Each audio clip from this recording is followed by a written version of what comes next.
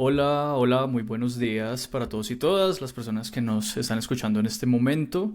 Mi nombre es Juan Camilo Vargas y este es el primer episodio de este nuevo proyecto de podcast que se llama MindLab, que es una iniciativa para hacer diseminación científica y en otras palabras para llevar las cosas que nosotros hacemos en contextos profesionales, en la academia y en psicología, desde el enfoque científico que es el que nosotros trabajamos, a las personas para que nos puedan conocer y puedan saber también sobre todos los beneficios y todas las aplicaciones que tiene lo que nosotros hacemos.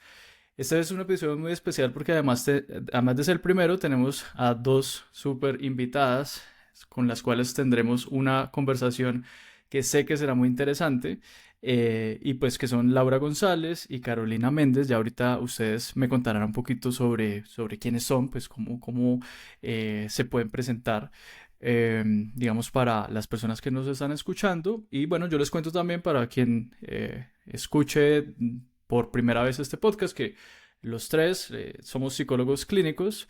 Nos dedicamos justamente a el trabajo psicoterapéutico. Hemos también tenido pinos en la academia, hemos sido profesores, hemos estado trabajando en investigación y sobre eso queremos hablar justamente en este podcast. Bien, entonces, bueno, Laura y Carolina, súper bienvenidas a este episodio. Gracias, Ay, Juan gracias Camilo. por la invitación. Qué chévere estar acá. Pues te contamos un poquito de nosotras. Si quieres, empiezo yo, Caro, y luego cuentas tú. Nosotras somos, pues, las dos psicólogas clínicas, compañeras de pregrado en La Sabana, y de práctica. Creo que fue nuestra primera práctica, la hicimos juntas. No, la segunda práctica la hicimos juntas. Y ahí nos volvimos muy amigas y colegas y nos dimos cuenta que trabajábamos muy bien juntas.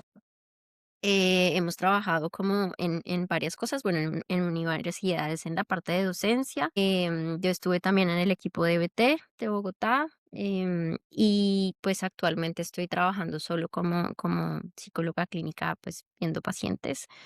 Me vine a vivir a España, entonces estoy a distancia y bueno, lo último que hicimos fue pues nuestro bebé, que es el libro No, no, en la garganta. Eso Mm. es un poco como por mi Eh, eh, lado. Caro, no sé También si lo tengo quieras. por acá, ahorita hablaremos sobre eso. Súper. Sí, pues ya han dicho mucho. Digamos que nos encontramos los tres por nuestra profesión. Pues soy psicóloga clínica, y hoy digamos que me dedico, ya les han contado que ¿no? Hemos tenido recorrido docente también, pero hoy digamos que estoy enfocada junto con Lauri a llevar este tema de la salud mental por medio de nuestro libro Un nudo en la garganta, que ya hablaremos más adelante, y pues en el trabajo en psicoterapia, acompañando a diferentes personas, pues digamos que con temas emocionales y del comportamiento. Entonces yo creo que acá hay ya temas en común entre los tres, Genial. uno desde la profesión y desde los temas que trabajamos. Buenísimo. Yo no quiero avanzar ya a temas más profesionales sin antes preguntarles también un poco sobre la persona detrás del terapeuta, es decir, ¿qué hacen ustedes además de ser psicólogas? Bueno, pues yo em, comparto con mi perrita y mi esposo, estoy casada. Me encanta el yoga, me encanta la meditación.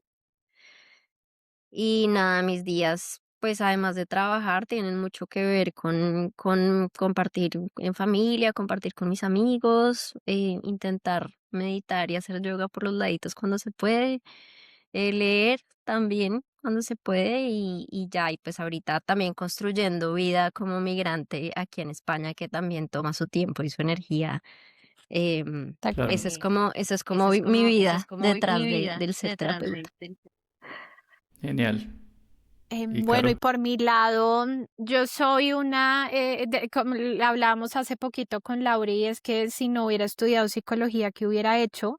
Y uno de mis temas era escribir, porque me encanta escribir. Entonces, digamos que ya escribí mi primer libro, por supuesto, pero digamos que a lo largo de mis días es una de las actividades que acompaño y que además me ayuda como a tramitar muchas cosas importantes en mi vida. Amo y hago pilates todos los días porque creo que el mover el cuerpo es importante, y soy una gran apasionada por la fotografía. Hace mucho no lo hago como tan juiciosamente, pero como este lugar de salir y tomar fotos y como distraerme en eso creo que de las cosas que hay veces por el trabajo y el automático de la vida pero creo que serán de las cosas que me gusta retomar y que pocas personas lo saben porque pues no está en mi lugar de psicóloga, pero que como persona lo disfruto mucho. Genial, genial. Bueno, qué lindo conocer un poquito más allá de este campo profesional, pues que a veces es como lo único que uno conoce de las personas. Y bueno, si les parece, entremos un poco en materia. Yo recién recibí este libro, este bebé que ustedes tienen, que es Un nudo en la garganta. Y como les decía justamente antes de que arrancáramos a grabar el episodio, de entrada visualmente es increíble, o sea, la diagramación es espectacular, tiene unas imágenes súper bonitas, como súper explicativas. Y me gustó mucho porque, pues, como que me recordó todo el entrenamiento clínico de la maestría, específicamente como con este enfoque en regulación emocional, en cómo transmitirle esto a los consultantes de la manera más clara posible. Y pues yo creo que ustedes la sacaron del estadio en términos de esto, ¿sí? Porque más claro creo que no podría ser. O sea, está súper, súper bien detallado y tiene un montón de recursos clínicos y ejercicios que seguramente les sirven mucho a las personas. Me gustaría hablar un poquito sobre eso porque además me llamó mucho la atención como la manera en la que está organizado, ¿sí? Como por emociones y por las funciones de las emociones. Entonces, yo quisiera que arranquemos hablando un poquito sobre eso, porque quisieron organizar un nudo en la garganta siguiendo esta estructura y hablando específicamente sobre para qué nos sirven las emociones. ¿Arrancas o Bueno, arranco, pues Milau? yo creo que, sí, o sea, puedes seguir hablando con yo de una. Bueno, porque quisimos, hay algo súper clave y es, creo que nos dimos cuenta nosotros en la maestría o pues en nuestras formaciones y en nuestra vida profesional nos damos cuenta de cómo muchos de los problemas de los pacientes, de las personas que tratamos, tienen que ver con la manera en la que regulan las emociones. Es decir, no todos, como que no es la única variable, pero es una variable súper importante.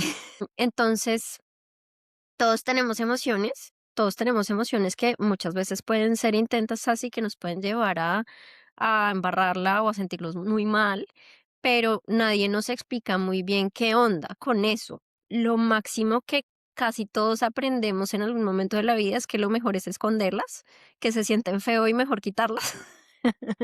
Em, que nos hacen llorar, que nos hacen, sí, como que se sienten fuerte, pero luego, pero bueno, ¿para qué sirven, no? Emociones y por la función, porque una de las cosas claves que queremos acá es que las personas puedan entender que las emociones tienen una función y que sirven para algo, ¿no? Que no llegan porque sí. Es como que si tú tienes ansiedad, no es porque sí. De pronto te dio ansiedad, si te dio tristeza, si es como que no es que simplemente llegó de la nada, sino esa emoción tiene una función, tiene algo que decirte y tú la puedes usar como una brújula. Ahí creo que hay un dibujo divino de una brújula de una persona como encima de la brújula, que eso es como el mensaje principal y es como las emociones pueden ser nuestra brújula de lo que es importante para nosotros y vienen a decirnos cosas importantes. Si nosotros vemos las emociones desde ahí, va a ser mucho más fácil surfear o afrontar lo incómodas que son porque entonces ya tienen un sentido de estar ahí. Y un poco vamos por cada emoción y su función, porque cada una tiene su función y tiene como su manera de vivirla y de afrontarla. No sé si, Caro, tú ahí quisieras como de pronto agregar algo más. Coincido con todo lo que tú dices, yo solo le agregaría que hay un componente como desde lo práctico y es como a lo largo del libro también los llevamos a comprender, porque pues igual en cualquier lugar a nivel de salud mental lo primero que necesitamos es comprender qué es lo que está sucediendo, en este caso comprender cuál es ese mensaje que la emoción nos está dando y pues sobre todo qué hacer con ello, ¿no? Porque listo, ya logré entender que tengo un nudo en la garganta y que puede estar asociado a la tristeza. Como siempre, como Lauri nos decía, nos enseñaron a esconderlo, a no mostrarlo. Acá parte de lo que queremos también es llevarlos, compréndelo, reconócelo, pero también qué vas a hacer con ese nudo en la garganta, ¿no? ¿Qué vas a hacer con esa presión en el pecho? ¿Qué vas a hacer con esa ansiedad y esos pensamientos que te tienen desesperado porque estás sentado en tu casa imaginándote el peor escenario, ¿no? Entonces, digamos que creo que los tres lo hemos podido ver como que uno lo hemos vivido, es decir, todos hemos estado en ese punto en donde estoy sintiendo mucho y no sé qué hacer. Entonces, digamos que los acompañamos en tener estrategias prácticas que nos permitan saber qué hacer.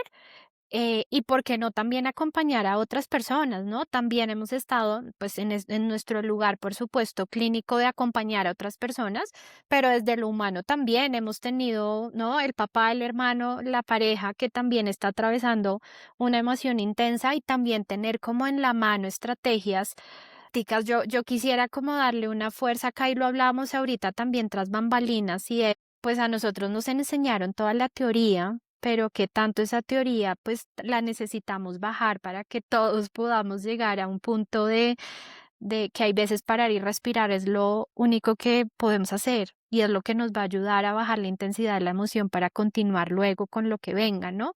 Entonces creo que el libro tiene este componente no solo de una fuerza teórica fuerte en entender cuál es la función, sino que nos baja a la tierra de cómo sentirlo y qué hacer con ello, que creo que es digamos que un trabajo importante que nos logramos bajar, Laura y yo, a cómo hacemos que esto sea lo más tangible posible para quien lo lea, y pues para los clínicos que tengan herramientas también para continuar. Sí. Estaba pensando que pues hay algo que me resuena mucho de lo que acabas de mencionar y es en últimas que las emociones son experiencias humanas y como experiencia humana antes de intentar hacer algo con ellas pues creo que necesitamos aprender a relacionarnos de una manera mucho más saludable pues con estas experiencias que sentimos y antes de pensar que son un problema en sí mismo o de ver cómo nos las zafamos de encima, pues creo que podríamos justamente revisar un poquito también cuál es ese mensaje que quieren transmitirnos. Y eso me hace pensar en esto que parece como un enfoque relativamente nuevo de hacer psicología y es permitirnos la posibilidad de hablar de aceptación cuando hablamos de este tipo de cosas, ¿sí? Yo creo que en el libro ustedes seguramente tocan este tema con regularidad. Y digo seguramente porque el libro literalmente me llegó ayer en la noche, pues lo recibí, así que he tenido apenas tiempo de dejar como de manera general el asunto, pero sí quisiera justamente que ustedes me cuenten pues cuál es su visión respecto a este tema de hablar de aceptación de emociones y demás. Claro, si quieres, dale. Vale, vale. Pues acá voy a empezar a contar infidencias y ya te contesto la pregunta, Juan, y es, este fue uno de los temas que con Laura y yo queríamos hacer un capítulo entero de aceptación. Creo que lo empezamos y lo mostramos a lo largo del libro y al final dijimos, creo que esto da para un segundo tomo y dar un espacio súper clave en términos de aceptación. Porque sí, yo creo que es supremamente fundamental empezar a hablar de aceptación y más cuando estamos hablando de emociones, porque es permitirnos sentir todo lo que trae una emoción sin emitir juicios, sin lucha, y eso, digamos que hoy en día, no solo para la experiencia humana, sino digamos que en el ejercicio clínico, para mí es uno de los retos más grandes porque el ser humano va a tender a querer luchar, a decir esto no me gusta, no quiero, o le pongo un juicio, si es de una emoción de un otro, en fin, como que siempre estamos en la lucha.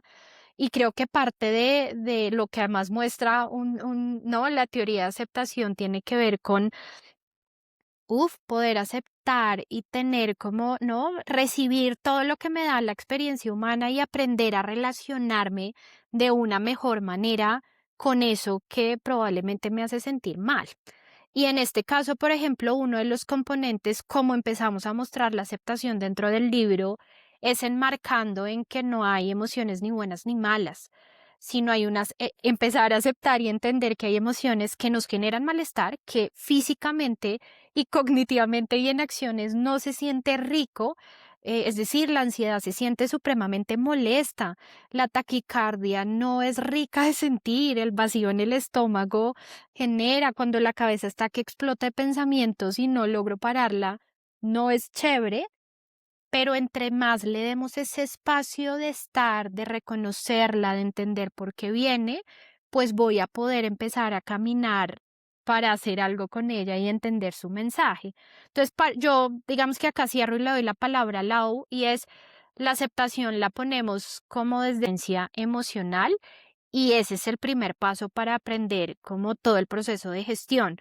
Y si pues no hay aceptación, lo que vamos a empezar a decir, no me quiero sentir así, esto es malo, ¿no? Le pongo juicio, la lucho y pues ahí me voy a quedar encerrado en ese malestar que al fin va a estar. Es decir, yo puedo decir, no quiero estar triste, pero igual la tristeza con esa instrucción igual no se va a ir. Todo lo contrario, probablemente se va a hacer mucho más intensa y más larga. Entonces sí creo que nos encantaría haber dado un poco más de espacio a la aceptación, a pesar de que hay un apartado específico en donde hablamos de la aceptación y lo metemos dentro de las emociones, pero creo que lo enmarcamos desde este lugar de empezar a reconocer las emociones como nuestro primer paso, no solo como experiencia humana, sino también en un proceso de gestión emocional. Lau, no sé cómo quieras complementar allí. Sí, total, total, sí, yo creo que lo que dices es tal cual lo que queremos hacer. Yo creo que algo clave en regulación emocional, como uno de los básicos de regulación emocional es ese, querer quitar la emoción, no la va a cambiar. Entonces es clave poder simplemente, y un poco lo que va alrededor de lo que más repetimos en el libro nosotros con las emociones y con cada emoción es, antes de querer quitarla, obsérvala. Observa cómo aparecen tus pensamientos, observa cómo se siente en el cuerpo, observa, ¿sí? En alguna parte dice, para y revisa tu cuerpo, ¿sí? Porque la no aceptación incluye como este tema de pelear con mi presente, ¿sí? Como pelear con lo que me trae mi presente, y lo que me trae mi presente es una situación que no me gusta, pero también unas sensaciones que no me gustan, y entonces yo peleo con las dos, con la situación y con las sensaciones, y uno siente que peleando con eso se va a quitar, pero no. Entonces uno lo que hace es como básicamente perder el tiempo peleando con cosas que igual están ahí. Ujú. Acá el enfoque es, bueno, pero más bien antes de pelear con eso, de decir que no debería pasar, de juzgarlo, observa qué te está mostrando, qué mensaje te está dando, qué te está mostrando que es importante para ti, ¿sí? Y dependiendo de cada emoción, no sé, por ejemplo, en la rabia, bueno, hay un límite que poner, ¿sí? En la tristeza, estás teniendo un cambio, una pérdida, tu vida va a cambiar, entonces vas a tener que adaptarte, ¿sabes? Es como traerlo y aterrizarlo en vez de pelear con lo que me está pasando, entendamos por qué llega esto, estas sensaciones, y cómo el surfearlas o el afrontarlas me va a ayudar a vivir esta situación desde un lugar más de disposición abierta y flexible, que es un término de DBT, pero como de, ok, abramos los brazos al presente, intentemos participar de acuerdo a lo que es importante para mí. Y ahí Eso tú sería un poco estás, como... si tú estás utilizando una palabra que a mí me gusta mucho en general cuando trabajo con consultantes, y es la palabra disposición. Incluso a veces cambio la palabra aceptación por disposición de forma voluntaria, porque la aceptación a veces, y puede que alguna persona que nos esté escuchando esté pensando como, yo no voy a aceptar esto que es tan horrible que me está pasando. No hay forma de que me vendan ni que yo compre esa idea. Y tiene mucho sentido, digamos, que pensar de esa manera, porque es que la aceptación no necesariamente se enfoca uno en resignarse, y entonces ahora yo simplemente tengo que ser un sujeto pasivo de la situación y de la vida y no va a hacer absolutamente nada porque, entre comillas, acepté. Entonces esa es una como una distorsión de lo que sería la aceptación. La aceptación no es resignación, y ese es un punto que es clave. Pero el otro punto con esto es que aceptar en últimas termina siendo una forma de comportarnos también, una manera de responder frente a las situaciones diferentes de la vida, y es una forma además que es muy entrenable. O sea, esto no es como que uno va a terapia y entonces tiene una buena conversación con el terapeuta y el terapeuta se y chasquea los dedos y generó aceptación en mí. No, o sea, casi que ahí se sentan las bases, se abona el terreno, pero todo el trabajo realmente se termina haciendo en muchas ocasiones afuera, incluso de la terapia, en ese pulso que es el día a día. ¿Sí? Porque para los consultantes, realmente, pues claro, el proceso terapéutico en sí mismo durante la terapia a veces no es tan chévere y requiere, digamos que mucho esfuerzo, pero todavía hay más esfuerzo afuera que es donde ocurre la vida. Y ahí es donde hay que llevar todas esas estrategias, pues realmente a terreno. Y por eso esta forma en la que ustedes, digamos que metieron así como magistralmente, como esos tipsitos de para, respira, para, observa tu cuerpo, para piensa cómo le responderías a una persona muy querida, ¿sí? Que, incluyendo como este componente también de hablarnos con compasión, que es tan interesante. Es una muy buena forma justamente de llevar esto a la vida cotidiana y que no se nos vuelva como un concepto súper técnico, inmanejable, que suena muy abstracto, sí, hay que aceptar, pero ¿cómo uno hace eso? Que es una muy buena pregunta, ¿sí? Cuando uno le habla a los consultantes a veces de esto, la pregunta que viene es ¿yo qué hago? ¿Yo cómo hago eso que Ujú. suena bien pero que no tengo ni idea de cómo avanzar? Y la respuesta es claro, es que hay que aprenderlo. Como cualquier habilidad en la vida, esto son habilidades. Y las habilidades hay que entrenarlas. Entonces, bueno, Claro. me parece muy, muy, muy interesante esa propuesta y además me recuerda algo que es mi bebé en términos de académico, porque tengo también otro bebé y obviamente es otro punto de comparación. No hay punto de comparación mejor. Pero digamos que en términos académicos yo trabajo mucho con un concepto que está totalmente relacionado y pues que son las estrategias de mindfulness. Entonces, bueno, ¿qué tanto de mindfulness hay en un nudo en la garganta? Bueno, yo creo que en un nudo en la garganta hay mucho mindfulness, o sea, como decías tú, esto no es un libro que se lee de corrido, ¿sí? Es un libro que primero tú lo ves y hay texto, sí, hay algunas imágenes, pero luego puedes encontrarte con esto para revisar tu cuerpo y con ejercicios, ¿no? Entonces, hay mucho mindfulness porque es un libro en el que tú todo el tiempo paras para revisar, ¿sí? Como tú encuentras la teoría, digámoslo así, y luego paras, ya sea para respirar, porque el libro te dice para y respira varias veces, sino también como para ir a explorar, bueno, cómo siento yo la ansiedad, ¿sí? Es un libro que tiene mindfulness no solo porque paras y te conectas con el presente de diferentes maneras, sino porque te lleva a practicar mindfulness con la emoción, ¿sí? O sea, ¿cómo se practica el mindfulness con las emociones? Lo que te decía yo primero, notando la emoción, no juzgándola, sino observándola, cómo la podemos ver en los pensamientos, cómo se puede ver en el cuerpo, ¿sí? Y cómo puedo notarla y dejarla estar ahí sin querer que cambie, ¿sí? Em, bueno, yo creo que el mindfulness, bueno, para mí la aceptación un poco también hace parte del mindfulness, pero el mindfulness como la aceptación está impregnada en el libro porque nos invita a aceptar nuestro presente, a conectar con nuestra presente desde un lugar de permitir las emociones, básicamente. Ujú. Y desde permitirlas, entonces ahí sí ir a estrategias mucho más específicas de regulación emocional, en donde, no sé, revisas tus pensamientos, en donde, no sé, algunas estrategias de crisis cuando la emoción está muy intensa, como ya cosas más específicas. Ok, ok. Eso sería lo que te diría sobre eso. No sé, Caro, si tú dirías algo ahí o si tenías como No, alguna otra yo le pregunta. agregaría, digamos que coincido contigo. Yo creo que para mí, pues mindfulness es muy amplio y acá podríamos quedarnos hablando de mindfulness en todo el sentido de la palabra. Pero para mí, Eso cuando da hablo de para otro mindfulness, libro, hablo o se así me vienen como otro decías tú libro, ahorita que total, da para otro otro libro, tomo.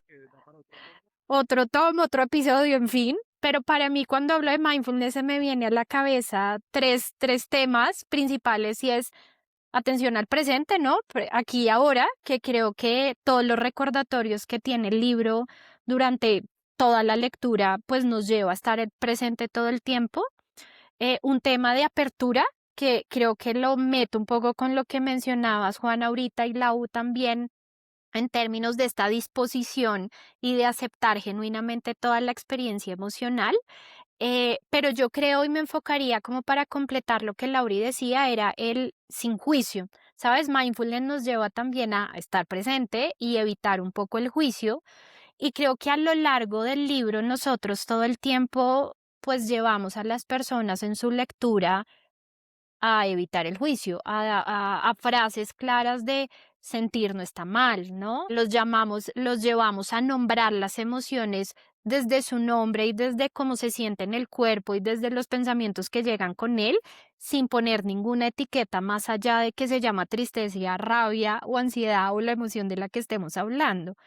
Y yo creo que acá, por lo menos para mí, en un ejercicio personal y en un ejercicio clínico, el entrenar la habilidad de no juicio, sin duda, abre la disposición de poder tolerar malestar en todo el sentido de la palabra y poder gestionarlo en esa tolerancia, ¿no? Entonces yo creo que pues de mindfulness hay todo, no es un libro de mindfulness, pero sí creo que tiene todos los principios de mindfulness dentro de un proceso de gestión emocional que al final es lo que Ujú. queríamos, con las imágenes, con el texto, con los ejercicios, etcétera. Ok, ok, muy interesante. Y puede que haya alguna persona que nos esté escuchando y que diga, venga, pero ¿qué es esa vaina de mindfulness, esa palabra? Pues, ¿qué es o qué significa? En teoría, pues, digamos que la traducción que se suele hacer al español, que tampoco es tan precisa, según, digamos que algunos académicos, sería algo como de atención, algo relacionado con la atención plena o conciencia plena. Y en últimas, es un set de habilidades, lo podemos entender de esa manera, así como bien Caro lo estaba diciendo, es una forma también en la que aprendemos no solamente a afrontar las emociones y a relacionarnos con ellas de una manera muy especial, sin juicios, con intención, con propósito, sino también hacia, digamos que es un set de habilidades que se puede llevar hacia cualquier cosa que nos pasa en la vida, entonces realmente es una herramienta súper, súper versátil, sirve para amplificar experiencias positivas, para hacerle frente a experiencias que no son tan positivas para nosotros o que no interpretamos en principio como positivas. Eh, y bueno, pues como diría también Kabat-Zinn, que es uno de los referentes occidentales del mindfulness, también puede convertirse en un punto dado como un estilo o una forma de vivir la vida, más allá de las técnicas que hacen parte de las estrategias de mindfulness. Pero bueno, eso nos da Yo para creo otro que episodio. es un sí, pero yo creo que sería un buen momento para que tú nos cuentes sobre tu bebé no humano. Em, Sobre tu protocolo y sobre cómo ha sido como tu camino con este protocolo y qué herramientas hay. O sea, como que a mí me parece súper interesante. Creo que ustedes no saben los que están oyendo, pero esta reunión también surgió a partir de que vi que Juan Camilo publicó un artículo, y me pareció súper interesante que pudiera también contarnos a nosotros como que primero que es un protocolo de mindfulness, o sea, como que yo sí siento que toda esta parte de la investigación a veces está como muy escondida de lo que es la vida real y de lo que es el día a día de cualquier persona, y resulta que sí hay un artículo donde aplican un protocolo en diferentes contextos y todo eso suena como muy, sí, como abstracto, pero me encantaría que tú nos contaras un poquito de cómo ha sido tu experiencia trabajando con este protocolo. Ujú. Bueno, pues gracias Laura por traerlo acá, porque sí es, digamos que un proyecto en el que efectivamente le he invertido bastante, todo surgió en el doctorado y antes de eso todo surgió gracias a la pandemia, porque pues ese no era el plan original, digamos que cuando yo entré al doctorado, eso fue en el 2018, pero pues un par de años después estábamos todos encerrados un tema que fue bien complicado en términos globales. Entonces, obviamente eso forzó, digamos que mi ser creativo a pensarme cómo poder seguir avanzando con todo de que estábamos encerrados y pues ahí es donde surge la idea de pensarse una intervención digital. ¿Sí? Una forma de llevar un poco como estas estrategias que nosotros estamos hablando, pero pues digamos para poder volverlas más accesibles en general a las personas. Entonces, digamos que ahí entra algo que es pues mi interés por el mindfulness y que era en últimas el objetivo del desarrollo, digamos, investigativo en su momento, pero digamos que focalizado en un problema específico que se denomina en la literatura pensamiento negativo repetitivo. ¿Eso qué es? Esencialmente la tendencia que tenemos los seres humanos a enredarnos con nuestros pensamientos, ¿sí? Entonces es lo que se llama también la rumia psicológica o la preocupación crónica. Todo esto hace parte de ese mismo proceso de pensamiento negativo repetitivo. Y pues en últimas, creo que la pregunta de entrada que haces es súper valiosa y es ¿qué es un protocolo? ¿Sí? Porque eso suena como si fuera quién sabe qué cosa, pero la verdad es que no es nada más que una serie de pasos, digamos que una guía sistemática en la cual un terapeuta, por ejemplo, puede implementar un procedimiento de una manera particular, ¿sí? Entonces, la ventaja de los protocolos es que si hay 10 terapeutas y tienen el mismo protocolo, pues los 10 terapeutas van a estar siguiendo las mismas recomendaciones y aplicando los pasos en un orden bastante similar y de una forma bastante parecida, lo cual digamos que aumenta el hecho de que pues en últimas la persona que lo recibe pues termine aprendiendo las cosas que son importantes de esa intervención psicológica, de esa terapia, por decirlo de alguna manera. Ahí surge mTOR, que es el protocolo al que tú estás haciendo referencia de la publicación que recién salió hace un par de semanas. Y ese es un protocolo, pues además breve, dura apenas 4 semanas. Es totalmente digital, es autoadministrado, está focalizado en este patrón de rumia, de preocupación crónica. Y tiene algo también que es interesante y es que pues las personas los pueden completar a su ritmo y en sus tiempos, ¿sí? Pues porque como está ahí disponible, uno puede entrar en cualquier momento, digamos que sigue esta secuencia y pues la gente va aprendiendo un poco sobre emociones, va aprendiendo un poquito sobre esto, qué es el mindfulness y sobre cómo puede utilizar el mindfulness como una herramienta para tener una mejor relación con su mente y con la forma en la que digamos que afronta ciertas cosas. Wow. A mí me encanta Qué chévere. lo que Pues bueno, estaba yo siento que escuchando. podría hacerte un montón de preguntas sobre el tema. Ay, Tranqui, tranqui, acá hablamos Dale, estamos ahorita. claro. jugando Perdón, a dale, hablar dale. al mismo tiempo que decía, de acuerdo, como que creo que escucharte es súper interesante y se me venía una pregunta que pues creo que cada uno desde su trabajo y desde su labor, pues también nos hemos como llevado a que las personas tengan más herramientas para este entrenamiento. Entonces, digamos que la pregunta acá es como qué opinión y cómo ha sentido en tu experiencia, por ejemplo, este tipo de protocolos en el trabajo de personas, es decir, las personas si están abiertas a entrar y entrenar la habilidad, porque cuando te escuchaba, por ejemplo, se me venía a la cabeza cuando nuestros consultantes nos preguntan el cómo, pues acá hay muchos cómo, ¿no? Y pues no solo tu Ajá. protocolo y nuestro libro en general, hoy en día hay muchas, como lo has visto tú desde tu experiencia. Ujú.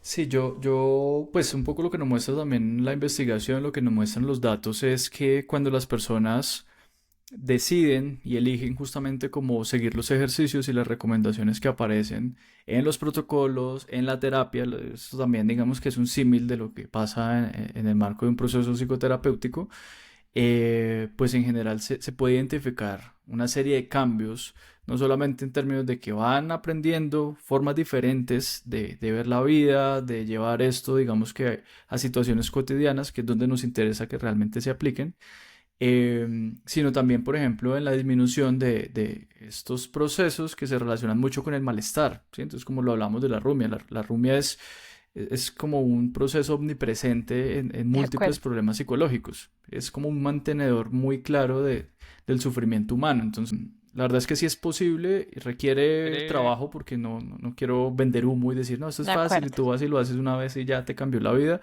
No, es un trabajo como cualquier trabajo que tú haces cuando quieres aprender algo nuevo.